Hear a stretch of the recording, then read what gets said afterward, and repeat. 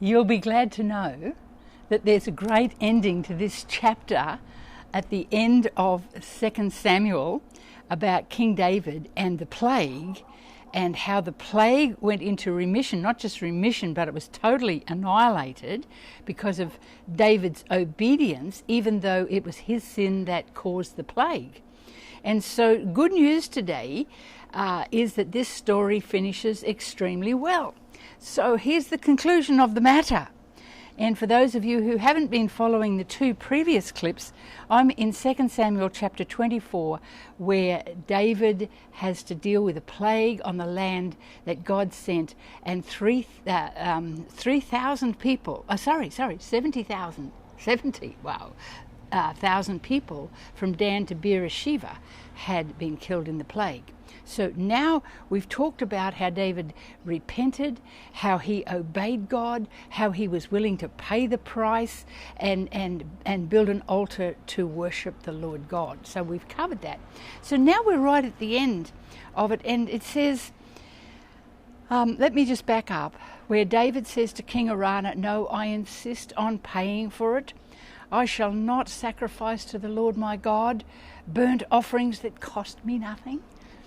So it says, so David brought the threshing floor and the oxen and paid 50 shekels of silver for them.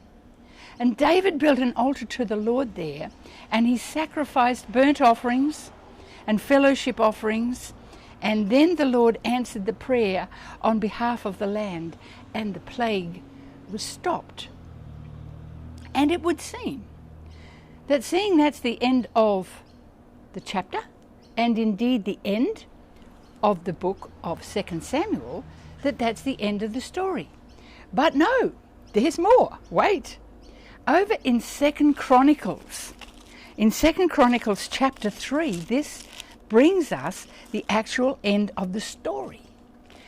And it ends when David is actually dead, and his son Solomon takes up the reign of Judah and Israel. And it says, "And Solomon began to build the temple of the Lord in Jerusalem on Mount Moriah, where the Lord had appeared to his father David.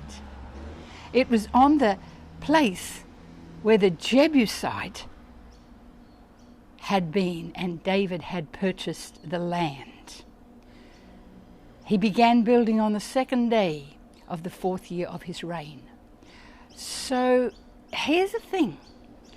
David paid the price, and his descendants were blessed because of it. And so here in Jerusalem on Mount Moriah, in the exact same place where David purchased the land, had he just accepted the Jebusite's offer and said, "Oh yeah, that's really cool, thank you very much, I don't want to pay for it," he would never have actually owned it. Some things you've got to own. And so David owned this, and so therefore he could pass it on to his sons as an inheritance. What does Solomon do in this place?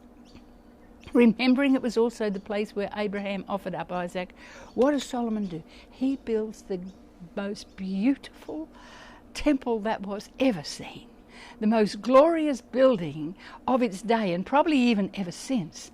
And he builds it on the place where David, his father, paid the price and worshipped the Lord. Now it's going to be a place for everyone to worship the Lord. Today, in that same place, it is the most expensive piece of real estate in the whole world, even to this day. And there's fights over it and all sorts of things. But here's the story, here's the truth.